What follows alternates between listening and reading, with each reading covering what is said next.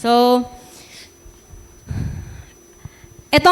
next topic natin ngayon ay tungkol sa isang personal na bagay para sa akin. So, naranasan ko to first hand. May kinig kayo sa akin ha? Titingin sa aking mga mata. Sa akin lang. Sa mata ko lang muna. Okay? So,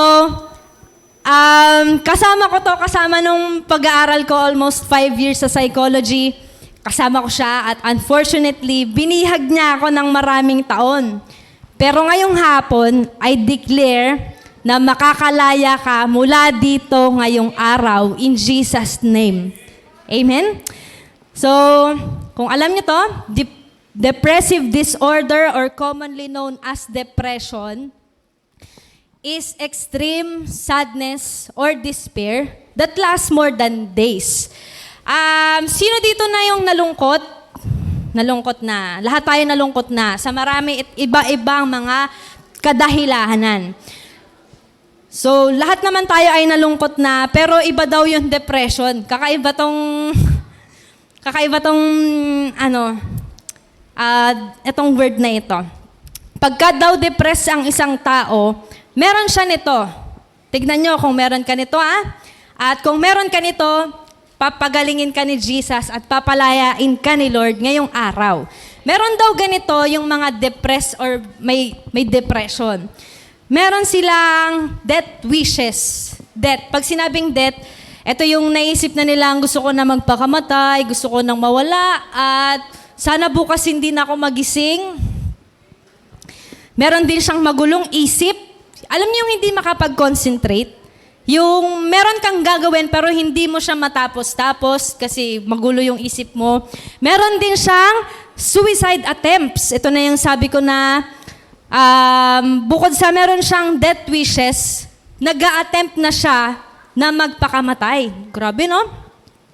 Meron din siyang lack of energy. Pag sinabing lack of energy, yung wala siyang gana sa mga bagay-bagay, yung hindi siya inspired, yung wala talaga, wala. Kahit anong encouragement mo sa kanya, binilhan mo na siya ng ice cream, in-encourage mo na siya, nilibre mo na siya sa McDo, malungkot pa din siya. Feelings of unworthiness. Unworthiness. Pag sinabing unworthy, feeling niya hindi naman siya karapat-dapat. Bakit mo ko nilibre? Hindi naman ako karapat-dapat. meron siyang depression. Meron din siya nito, loss of interest sa mga bagay na dati na-enjoy niya. Alam niyo, kunyari, na-enjoy mo dati na kumanta or sumayaw, pero pag meron ka daw depression, nawawala yung interest. Sabi niyo nga, interest. Nawawala daw yung interest mo sa mga bagay na dati na-enjoy mo. At alam niyo ba na meron din sa Bible na sinabi, mga tao, actually hindi sila ordinaryong tao, mga propeta ng Diyos na nakaranas ng depression. Talaga? Oo, totoo yun. So, tignan natin yung buhay number 1 ni Elijah. Okay? So, itong mga taong ito ay nakaranas ng depression.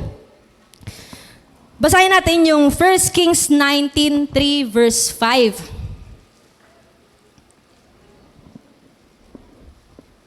1 Kings. Sino dito ang nakakakilala kay Elijah? Si Elijah, yung nagpababa ng apoy mula sa langit. Naalala niyo na. Okay? Si Elijah din, siya yung pumatay ng maraming propeta ni Baal. Pag sinabing propeta ni Baal, ito yung Diyos na sinasamba ng ibang mga tao sa Israel na nag-o-offer ng mga kung ano-anong burnt offering para doon. At alam niyo ba na yung ilang in-offer nila kay Baal ay, hulaan niyo lang. Ano yung in-offer nila kay Baal na sobrang nagpa-provoke ng galit ni Lord? Hulaan niyo, may makakahula ba? Wala. Babasa kayo ng Bible, Ang in-offer nila kay Baal ay yung mga anak nila, mga baby nila, nasusunugin para doon. Grabe, no? So, number 1, nakaranas ng depression ay si Elijah. So, verse 3, Elijah was afraid and ran for his life. Ito na yan, kwento ko muna bago yan. Pinatay ni Elijah yung mga propeta ni Baal. Kasi si Elijah, prophet siya ni Lord at sumasamba siya kay Lord God lang. Okay? Hindi siya sumasamba sa ibang mga Diyos at hindi siya sumamba kay Baal. Etong propeta na to, sobrang zealous niya para kay Lord na naiinis na siya sa mga kababayan niya na samba kayo ng samba kay Baal. Kung talagang Diyos niya si Lord at sumasamba ka kayo kay Lord na kayo magsamba, kay Lord na kayo mag-offer ng mga offering nyo. At hinamon niya yung mga kasama niya doon, mga bayan, mga ka-nation niya, mga kanayon niya, na, sige, ganito na lang. Kung sino yung Diyos na magpapababa ng apoy mula sa langit at tutupukin yung mga offering natin, siya yung totoong Diyos at siya yung Diyos na sasambahin natin. Okay? Okay, umokay yung mga prophet ni Baal. At nag-pray sila, pero walang tumugon na Diyos nila. Dahil ang Diyos nila ay patay. Okay? Ang tumugon na Diyos dun sa sinabi ni Elijah na ang sinong Diyos na magpapababa ng apoy, siya yung Diyos at yun yung sasambahin natin Yun yung Diyos ni Elijah at yun yung Diyos din natin, si Lord. Okay? At nagalit yung asawa ng hari na sumasamba din kay Baal. Sabi ni Jezebel, kilala niyo ba si Jezebel? Sounds familiar, di ba? Si Jezebel, asawa siya ng hari, si King Ahab. At binalita ni King Ahab ang ginawa ni Elijah. Sabi ni King Ahab, ito ganito ginawa ni Elijah. Pinapatay niya lahat ng propeta doon. At sabi ni Jezebel, nagtangka siya. Papatayin din kita katulad ng ginawa mo sa mga propeta ko. Kasi sumasamba din siya doon. At sabi ni Elijah was afraid and ran for his life. Ayan na yun. When he came to Beersheba in Judah, he left his servant there. Next verse.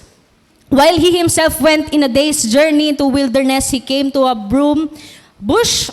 Alam niyo yung broom? Walis. Umupo siya doon sa tree ng walis, sat down under it, and prayed that he might die. Ito na yun, meron siyang death wishes. Sabi niya, he had enough. Sabi niya, I had enough, Lord. He said, take my life. I am no better than my ancestor. Verse 5. Then he lay down under the bush and fell asleep. All at once, and an angel touched him and said, get up and eat. Ito yung kwento ni Elijah. So si Elijah, siya ay trineten ng isang babae at dahil doon, siya ay na-afraid at siya ay nagkaroon ng depression. So I pray na walang ma-depress dito dahil sa isang babae o dahil sa isang lalaki. Amen? Hindi siya worth it. Hindi siya worth it. Sabihin mo sa katabi mo, hindi siya worth it. Tama. Wag mong iyakan yan.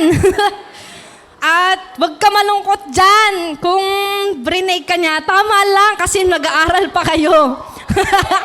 Ba't napunta doon? So, gusto ko lang malaman nyo na si Elijah ay nagkaroon ng depression. Number 2, si Jeremiah. Si Jeremiah, alam niyo ba na siya ang tinatawag na weeping prophet? Pag sinabing weeping, umiiyak or tumatangis na propeta. Bakit? Bakit po tinawag na weeping prophet si Jeremiah? Si Jeremiah ay nag-grieve. Pag sinabing grieve, nalungkot siya dun sa mga wickedness ng kanyang mga kabansa. Ano ba tawag doon?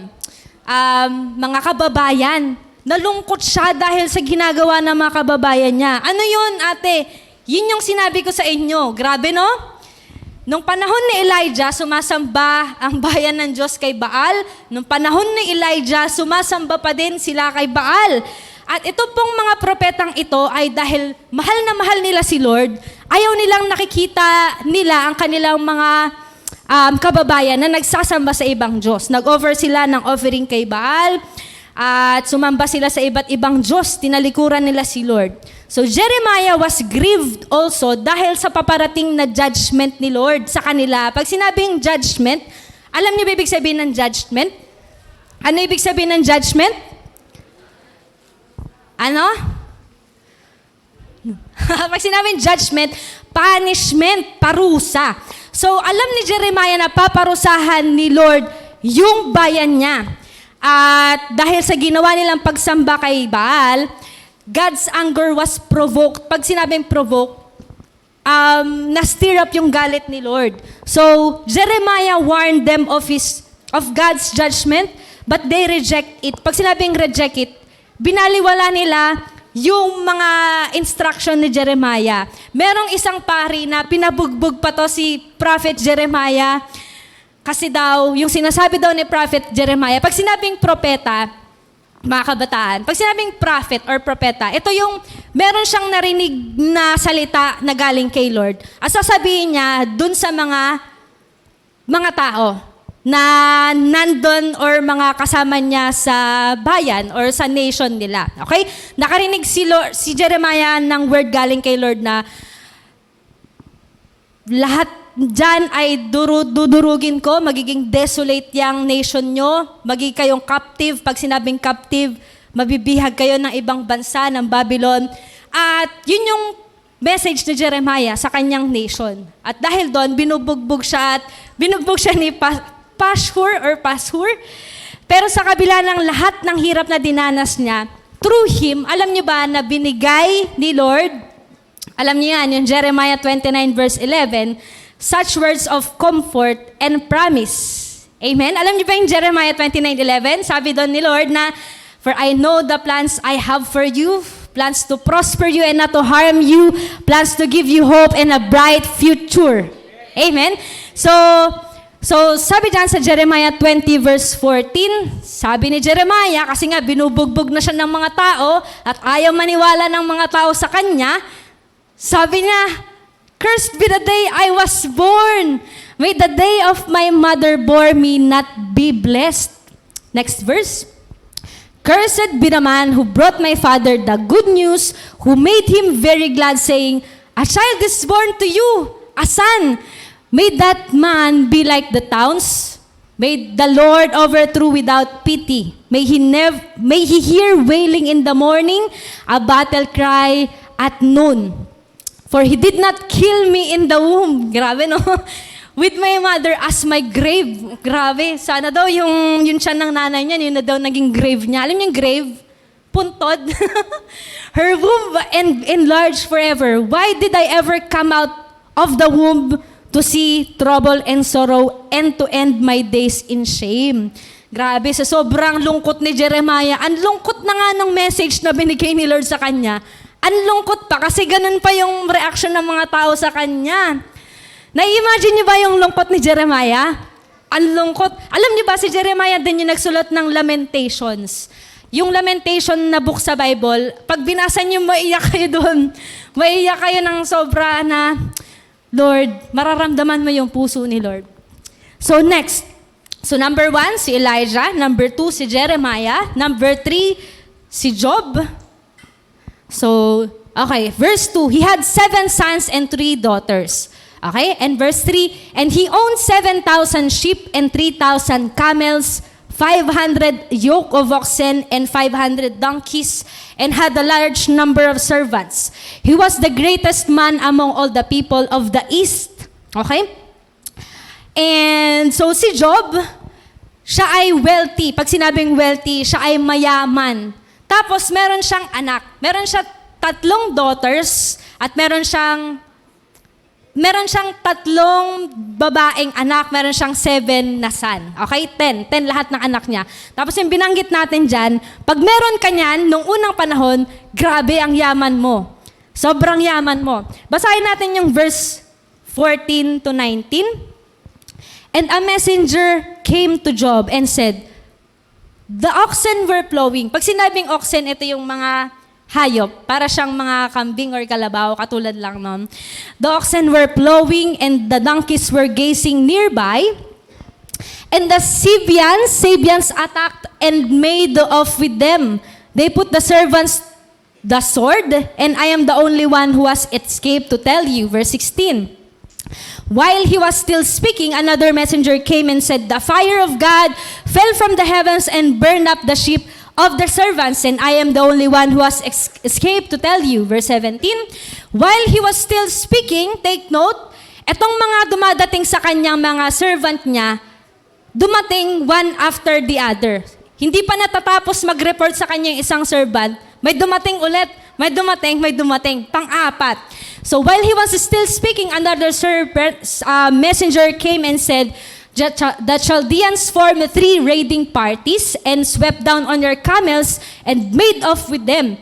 They put the servants to the sword, and I am the only one who has escaped." And next, while he was still speaking, yet another messenger came and said, "Your sons and daughters were feasting and drinking wine at the oldest brother's house." And last verse, when suddenly a mighty wind swept in from the desert and struck the 4 corners of the house, it collapsed on them and they are dead. Take note, all dead. And I am the only one who has escaped to tell you. Ano nangyari kay Job? Nabasa niyo na ba tong story ni Job? Naiyak ba kayo? Ako nalungkot ako, naiyak ako, naisip, Lord, paano pag sa akin nangyari yun? Parang meron ba akong same response katulad ni Job? So ano nangyari kay Job? Nawala, namatay ang lahat ng kanyang anak. Grabe, na-imagine nyo ba yun? At lahat ng naari-arian na binanggit natin kanina, lahat yun nawala, as in lahat. Lahat. Sabi ng Job 2:13, meron siyang 3 kaibigan dumating sa kanya. And they stayed with Job for 7 days and 7 nights nang walang nagsasalita. Na-imagine niyo ba kung bakit? Oo, na-imagine ko kasi imagine mo kung ano nangyari, talagang di ka magsasalita nun. Dahil sobrang bigat nang nangyari, sobrang lungkot nang nangyari. Pwede po ba natin basahin yung Job 2 verse 7 and 8? So, yun na yata yan. Job 3 verse 1. Ito na lang. So, ito na yung time na sabi ni Job, Lord! Job 3 verse 1. Sign ko lang wait lang. And after this, ito na yon. After nung 7 days and 7 nights na walang nagsasalita, nagsalita na si Job. Hulaan nyo ka nang sabi ni Job. Hulaan nyo ka nang sabi ni Job. Sabi ni Job, and after this, Job opened his mouth and cursed the day of his birth. Yun na yun, walang nagsalita. Tapos yung sabi niya, cursed be the day I was born. At pag binasa niyo yung Job 3, pababa hanggang 26, sabi niya doon na, sana hindi na ako pinanganak. Katulad ng sinabi ni Jeremiah. Grabe no? Nung inaaral ko to, nalulungkot na ako eh. At sabi ko, Panginoon, paano to sasabihin ng masaya? I tell you, maraming bagay ang pwedeng magpalungkot sa atin. Katulad ng shinare kanina, maraming pwedeng dahilan ng maging kalungkutan mo. Maaring heartache, nabasted ka sa age mo na 13, binasted ka ng pinaka-ultimate crush mo, niligawan mo siya, at hinatid mo siya sa bahay nila ng nagtatago. Alam niyo nagtatago? Hanggang doon lang sa may kalye kasi bawal kang makita ng mama at papa niya. Tapos binasted ka or, alam niyo yung timer? 2-timer, tinimer ka, at grabing lungkot mo, or maaaring hindi naman yun yung issue mo. Maaaring yung katulad ng sabi kanina, broken yung family nyo, broken. Magkakaiba ng tatay, magkakaiba ng nanay, magkakaiba ng ugali, or abusive yung family mo. Pag sinabing abusive, binubugbog ka. May ganon na unfortunately, dapat sa loob ng bahay, sa tahanan, sa isang pamilya dapat, nanggagaling yung love na kailangan para mabuhay ng maayos yung isang bata. Pero minsan, hindi yun yung katotohanan. Parang kabaligtaran. Or maaring absentee yung parents mo, katulad ng sabi kanina. Alam niyo yung absentee? Meron ka pang nanay, meron ka pang tatay, pero hindi mo sila kasama. Maaring nasa ibang, alam niyo yung sabi nila na, nang ibang bahay kasi yung papa ko eh. Sumakabilang bahay daw, sumakabilang bahay. Ano sumakabilang bahay? Sumama na sa ibang pamilya. Maaring yun yung dahilan ng depression mo. Maaring makikita kita ngayon na nakangiti ka, pero deep inside, dying ka na. Alam niyo yung dying, mamatay ka na sa sakit at pain na nararamdaman mo. Or maaaring hindi naman yun yung heartache mo, or hindi naman yun yung dahilan kung bakit nalulungkot ka ngayon. Maaaring bumagsak ka sa subject major mo, at dahil doon hindi ka na pwedeng mag-enroll ulit, lilipat ka na ng ibang school. Masakit din yan, no? Ma-failed yung subject kahit na hindi naman ikaw yung may gawa. Nyari, yung professor mo, binagsak niya ako, Panginoon. May ganon. Or yung iba naman, maaring nag-stop ka sa pag-aaral.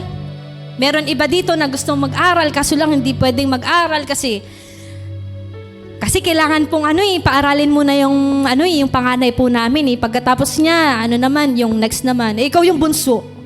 Paano yun? Pangarap na lang ang mag-aral. Nag-stop ka sa pag-aaral, or ito medyo mabigat yung kasunod. Nawalan ka ng mahal sa buhay. Hindi ko alam kung anong feeling nito kasi hindi ko pa nararanasan at naway wag natin maranasan. Pero I know mabigat ito. Kunyari, kinuha na ni Lord ang iyong nanay or tatay or yung best friend mo or yung lola mo or yung tito or yung tita mo na pinakamamahal mo. Or maaring yung cause naman ng depression mo ay wala kang pera. Lord, wala kaming pera.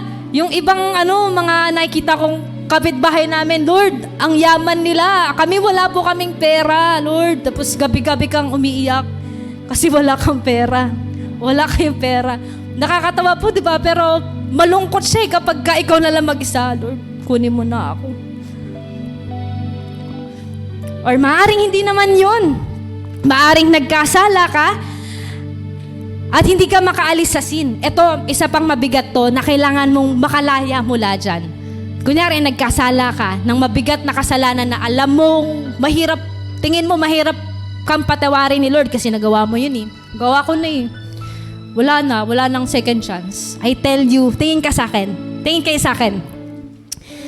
I tell you, kay Lord, laging may second chance. Si God, siya ang God of second chances. Laging may second chance sa Kanya. Kailangan mo lang, bumalik ka, papalapit kay Jesus. Okay? Maaring hindi ka makaalis sa sin na yan, addict ka na. Ate, kasi po ito talaga yung mabigat talaga sa loob ko na nagsisisi naman po ako kay Lord. Kaso lang po pagkatapos nun, nagagawa ko po ulit. Malungkot talaga yun. Kailangan mong lumaya ngayong hapon. Or yung ibang mga decision mo in life, mga maling decision na hindi ka maka-move on. May mga ganun din Alam niyo yun? Yung meron kang nagawa in the past na hindi naman kasalanan, pero hinahunt ka pa din hanggang ngayon na sayang, dapat kinuha mo na yun. Sayang, ikaw dapat yun. Sayang. Alam niyo yung sayang na yan? Minsan, yan din yung nagiging cause ng depression. Lord, ba't ganun? Dapat ako yun At nalulungkot ka at gabi-gabi. Or maaaring iniwan ka ng mga kaibigan, mabigat din to, di ba? Yung inabandon ka ng best friend mo. Yung best friend ko dati, may best friend na siyang iba. Masakit din yan, di ba? Sabi niya, walang iwanan. Pero wala na siya dito. Masakit talaga yun. Pero ngayong hapon, ngayong araw, papalayain ka ni Jesus mula sa kalungkutan na yan. Or maaring yung ibang mga tao, kahit mga bata pa, sad to say, ma-expose na sila masyado sa mga stressful life experiences. Hindi ko to kayang explain in detail, pero kung ikaw to, gusto ko mamaya pag nag-altar call, lumapit ka sa harapan at papalayain ka ni Lord mula dyan sa mga bagay na yan. Amen? Or maaring na-abuse ka, ito masakit din at mabigat din, physically at sexually.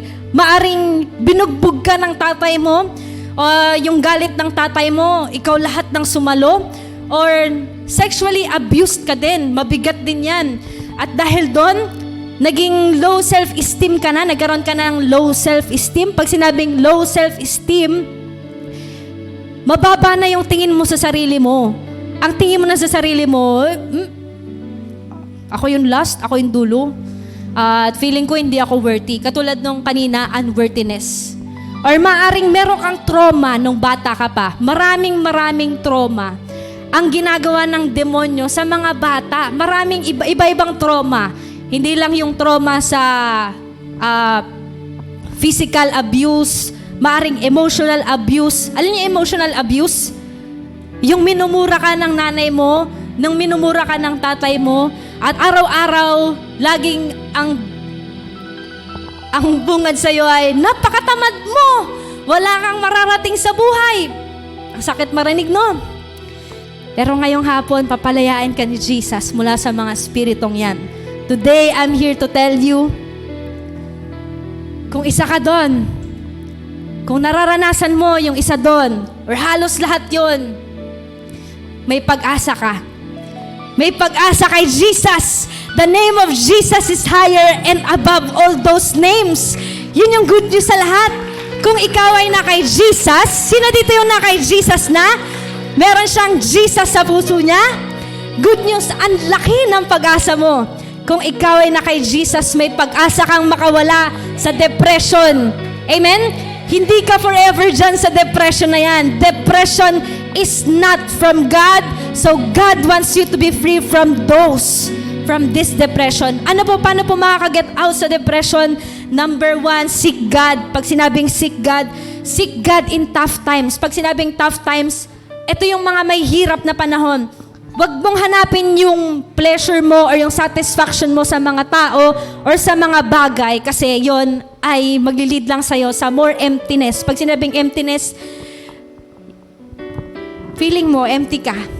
Emptiness. After mo gawin lahat ng bagay na magpapasaya sa iyo, sa gabi, empty ka pa din. Malungkot ka pa din. Bakit? Kasi hindi mo sinik yung totoong nagbibigay ng pleasure. Yun ang totoong nagsasatisfy. Amen?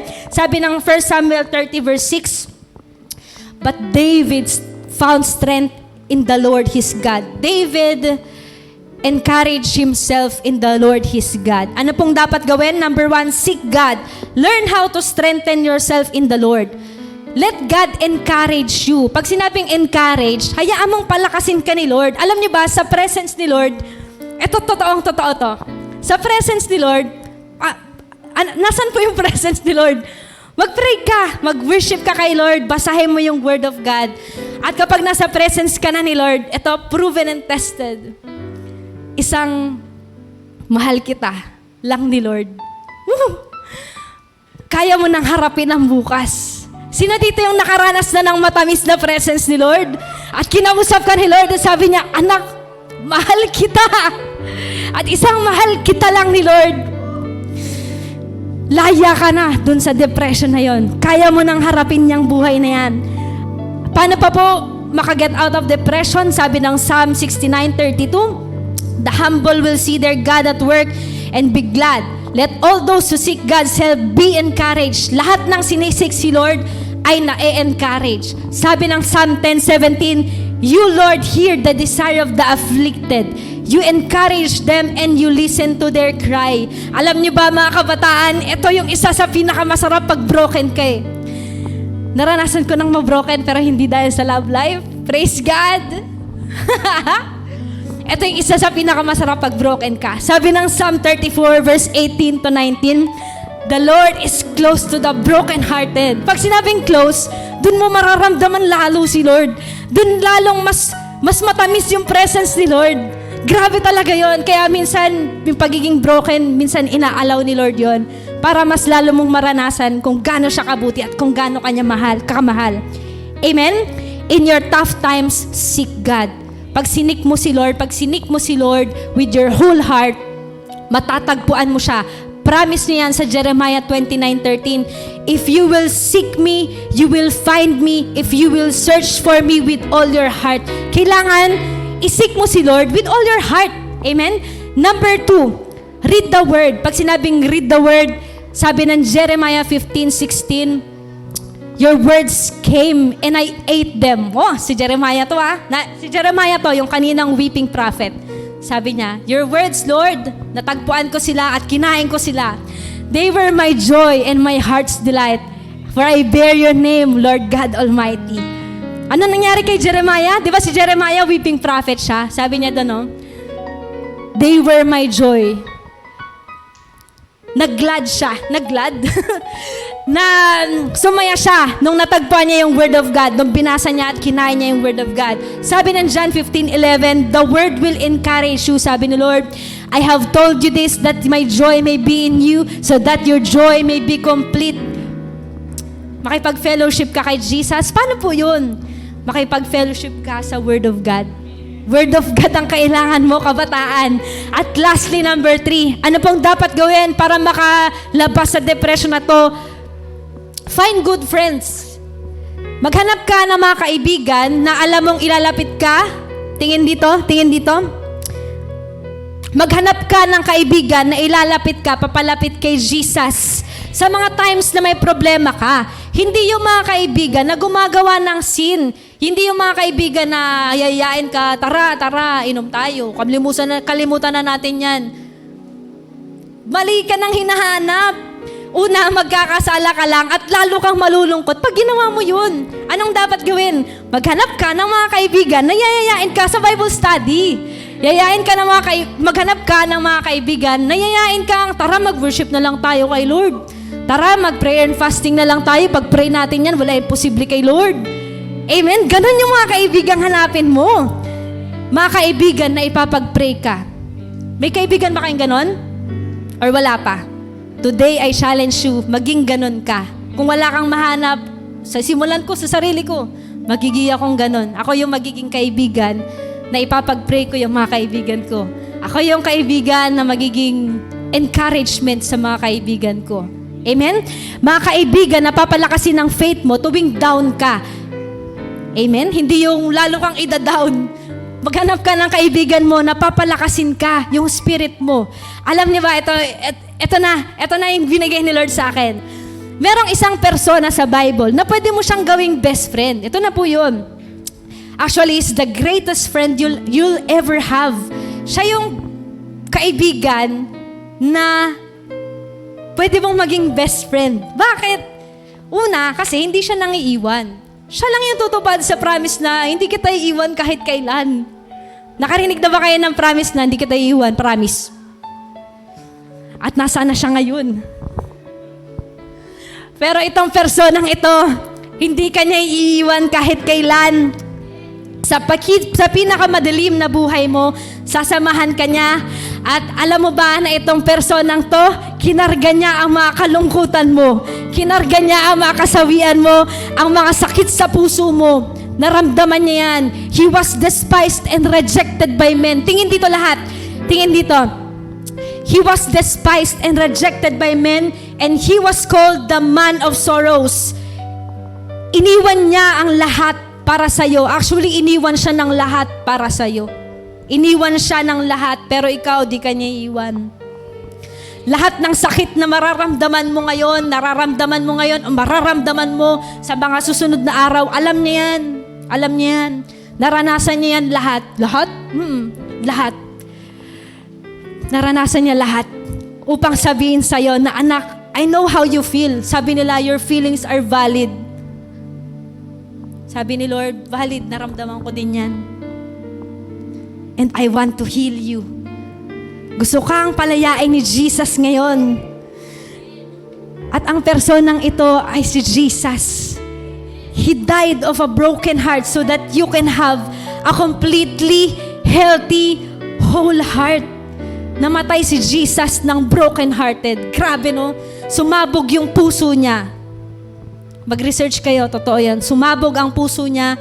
He died of a broken heart so that you can have a whole heart.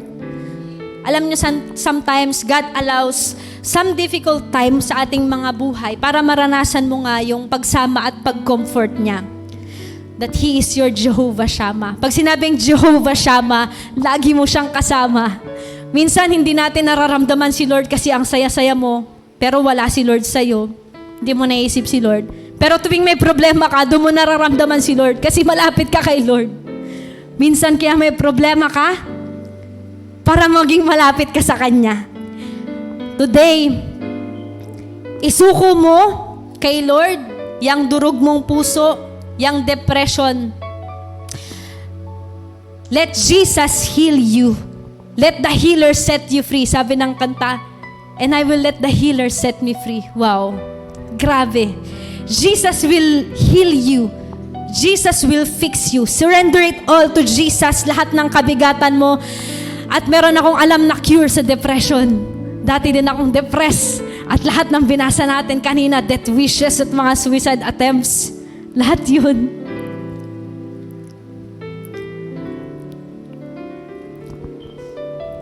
Pinalaya ako ni Jesus doon. At ikaw din, kabataan. Sa biyaya ni Lord, nilagay ako ni Lord sa lugar na ito. At dati, ba't may umiyak? Dati sabi ko, ayoko na mag 18 years old. Lord, kunin mo na ako. Seryoso ako doon.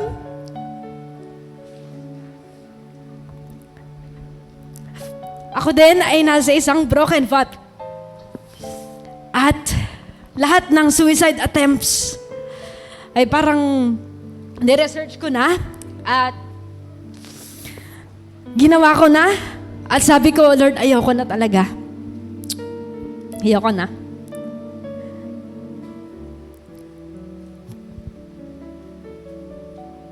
Pero inaresto ni Jesus yung puso ko. At hindi ko alam kung paano nangyari yon. Pero nakaalis ako sa depression. At di ko alam kung masasabi niyong may bakas ba ako ng depression pag tuwing nakikita niyo ako. Ganon gumawa si Lord. Wala siyang iiwang bakas sa'yo. Wala siyang iiwang bakas sa'yo. Basta isusuko mo kay Lord ang puso mo. Isusuko mo kay Lord ang puso mo. Today, you will have a brand new heart. A whole heart. Huwag kang lalabas sa lugar na to na durog ka pa din at malungkot ka pa din. The love of God is the cure. Jesus is the cure. The Word of God is the cure. Ikaw kabataan ngayon, china-challenge kita, pumunta ka sa harapan na ito. Kung gusto mong makalaya sa depression, magbibila ako ng 3, tumakbo ka dito, hayaan mong let the healer set you free, hayaan mong palayain ka ni Jesus sa depression ngayong araw. 1, 2,